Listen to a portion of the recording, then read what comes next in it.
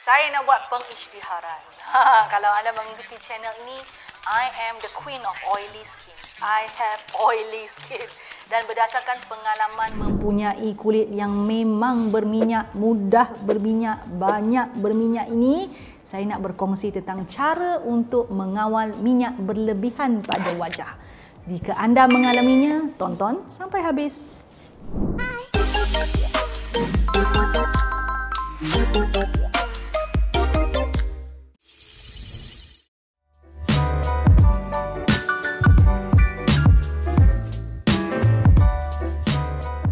Glowy girls, glowy guys, siapa mempunyai kulit jenis yang berminyak ataupun kombinasi cenderung berminyak. Dia kombinasi tapi lebih cenderung berminyak. Ada tak? Ada tak?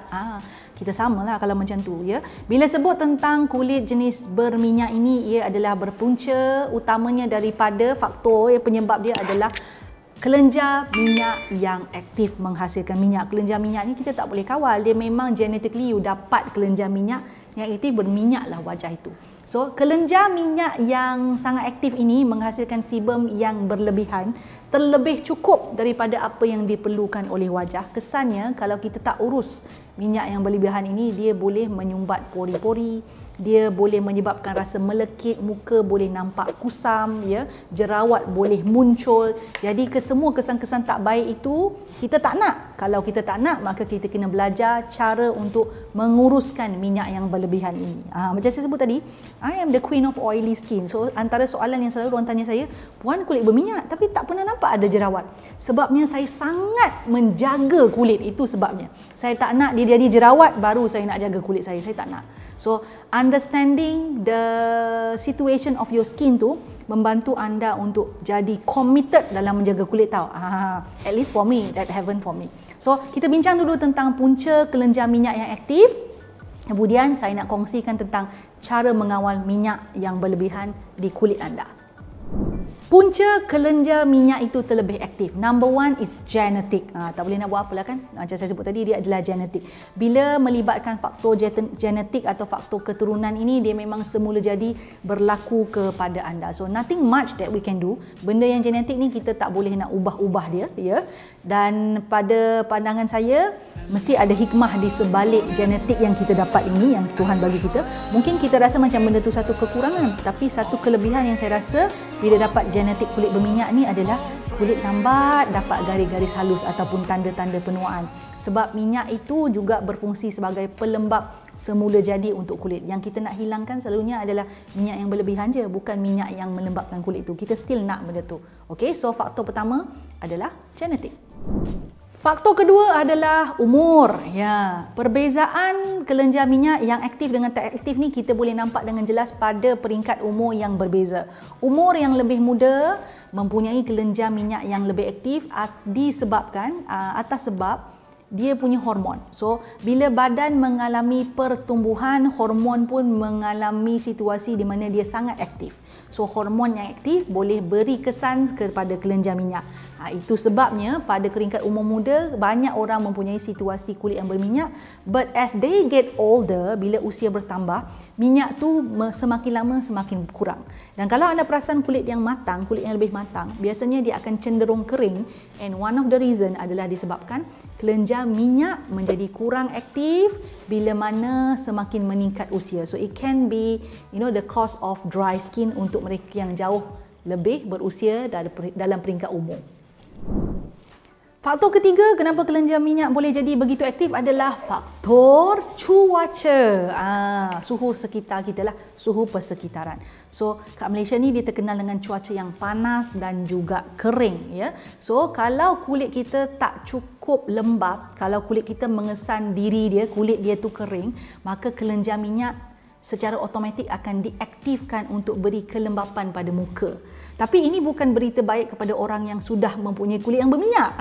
Kan? So dia mempunyai kulit yang berminyak, kelenjar minyak tadi bila mengesan ataupun kulit mengesan cuaca yang panas dan kering itu memerlukan kelembapan tambahan, hasilkan pula banyak minyak, boleh menyebabkan double triple lah amount minyak di atas muka dia. So cuaca memang memainkan peranan, malahan kulit kita ni memang ada keupayaan untuk mengesan suhu sekitar lah dan bertindak untuk menjaga ataupun memelihara kulit dengan mekanisme tertentu. So itulah tadi, kalau kulit perasan yang suhu sekitar kering menyebabkan kulit kering, kelenjar minyak akan diaktifkan untuk tujuan melembapkan kulit. Tapi kesannya tak baiklah, kulit nampak berkilat, nampak rasa melekit sebab terlebih minyak. Keempat, guna produk yang salah. Penggunaan produk yang salah boleh menyebabkan kelenjar minyak jadi terlebih aktif. Contohnya macam mana? Senang je. Kadang-kadang kita pakai produk dengan tujuan untuk tanggalkan sel kulit mati, dia membawa kepada kekeringan, sebab over exfoliate or produk yang salah boleh menyebabkan kulit tu jadi kering kerana dia menanggalkan semua minyak-minyak yang ada pada muka. So kelenjar minyak macam saya sebut tadi, bila dia mengesan kekeringan, ia hasilkan lebih banyak minyak, dia jadi aktif, dia jadi terlebih aktif. So kena pilih, itu sebablah kita kena pastikan ada hydration in our skincare product supaya kita boleh seimbangkan antara kandungan air dan kandungan minyak di atas kulit. Kelima adalah saiz pori-pori, liang pori-pori yang besar. So ada orang memang dilahirkan dengan saiz liang pori-pori yang besar. So kiranya saya sebut macam ni, senang faham. Dia adalah takungan, kawasan takungan untuk minyak yang dihasilkan oleh kelenjar minyak. Jadi bila kawasan takungan besar, minyak yang dikumpulkan dalam tu pun besar juga, Jadi banyaklah kuantiti minyak itu. So hair follicle ataupun liang pori-pori, kalau umum orang panggil liang pori-pori, nama betul dia hair follicle, yang bersaiz besar akan menyimpan ataupun boleh mempunyai lebih banyak minyak dan menyebabkan kulit kelihatan lebih berminyak ataupun melekit. Itulah faktor kelenjar minyak terlalu aktif. Jadi bila kulit dah terlampau berminyak ni kan, dan kita tahu risikonya kalau kita tak buat apa-apa, dia boleh menyebabkan jerawat dan masalah kekusaman dan banyak lagi masalah-masalah lain. Apa yang kita perlu buat dalam rutin kita setiap hari kalau boleh, untuk tujuan mengawal kuantiti minyak ini. So saya nak share beberapa perkara yang saya buat. Tapi apa yang saya kongsikan ini bukan bermakna saya buat setiap hari. Tak semuanya kita buat setiap hari ataupun bukan buat secara berturutan dalam rutin yang sama. Some of it we need to do secara weekly sahaja. Tujuannya adalah kita bukan nak habiskan semua minyak tu. Ingat tu? Kita nak hapuskan minyak berlebihan sahaja. So number one, very basic. Untuk mereka yang mempunyai kulit yang terlampau berminyak, I would love to recommend to you. Saya rasa semua mereka dalam bidang kulit pun akan beritahu benda yang sama. Gunalah salicylic acid.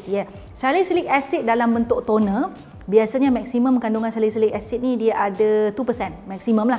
Dia ada 1%, dia ada 0.5, tapi maksimum 2%. Salicylic acid bersifat larut minyak. Jadi keupayaannya bila dia masuk ke dalam hair follicle ataupun bertindak di atas permukaan kulit adalah dia boleh tanggalkan minyak-minyak yang berlebihan ini dengan baik. But again, dia adalah sejenis exfoliator. Tahu, bahan tu bersifat pengelupasan. So, disebabkan itu, janganlah pakai hari-hari. Untuk peringkat permulaan, anda nak cuba salicylic acid dalam bentuk toner ni, pakailah seminggu 2 kali ke 3 kali. Biasanya untuk kulit berminyak ni pakai 3 kali. Okey, sebab kulit berminyak tend to have thicker epidermis, dia lebih tahan lasak. But if you want to try twice a week also boleh. So, minyak boleh terkawal. Dan satu lagi, dia boleh elak daripada pori-pori itu tersumbat. So, salicylic acid toner. Cara kedua yang saya rasa juga bagus dan berkesan untuk saya adalah pakai serum yang ada kandungan niacinamide. So, serum yang mengandungi niacinamide, percentage yang bagus adalah antara 2% to 5%, okay? Jangan terlalu eager to use more than that, Smaller is better, less is more. So, satu fungsi yang dijalankan oleh niacinamide adalah kelebihan dia atau keupayaan dia untuk mengawal penghasilan minyak oleh kelenjar minyak. Satu lagi, ia juga bagus untuk menggalakkan kulit menghasilkan ceramide. So, you imagine bila kulit kita tu terkawal dia punya penghasilan minyak, kemudian kita dapat pula ceramide yang berfungsi sebagai natural moisturizer for the skin, Apa yang berlaku adalah kandungan minyak dan air ataupun kandungan minyak dan kelembapan pada kulit kita dia jadi seimbang dan terkawal. Jadi kulit kita tak rasa macam oily, melekit, berkilat. It feels very balanced, it feels very, saya panggil smooth. Dia rasa macam seimbang, jadi tak rasa kering. Dia tu juga tidak rasa berkilat-kilat, tak rasa melekit-lekit, tak rasa berminyak dah. So, niacinamide is a very good ingredient, malah sangat dikenali sebagai satu bahan yang boleh menguatkan skin barrier, iaitu kita punya lapisan paling atas kulit. So if you are considering menggunakan niacinamide, saya sangat galakkan. Bukan sahaja untuk kulit berminyak, hampir semua jenis kulit boleh mendapat manfaat daripada penggunaan niacinamide. Tapi especially for oily skin, itulah tadi fungsi mengawal penghasilan minyak itu memang terbaiklah untuk kulit berminyak. Cara ketiga adalah menggunakan retinoid, sama ada dalam bentuk lotion ke dalam bentuk krim.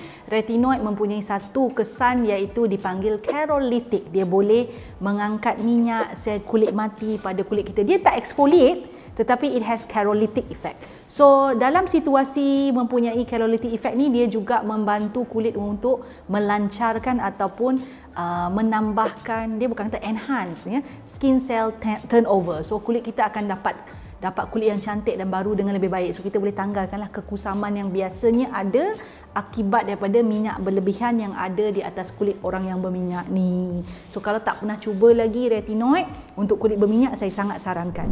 Cara keempat, tak lain tak bukan, boleh pakai clay mask. Now, clay mask ni dia ada cara tau nak pakai. You can use it all over the face pun boleh juga, atau pada kawasan yang anda kesan mempunyai minyak berlebihan sahaja. That is the beauty of using mask. So ramai orang ingat kalau kulit lain kawasan dah normal tu, dah tak ada banyak minyak berlebihan tu, saya sarankan janganlah letak clay mask, apatah lagi kalau ada kulit yang kering kat kawasan tu. Sebab clay mask dia ada ability untuk menyerap minyak berlebihan tu.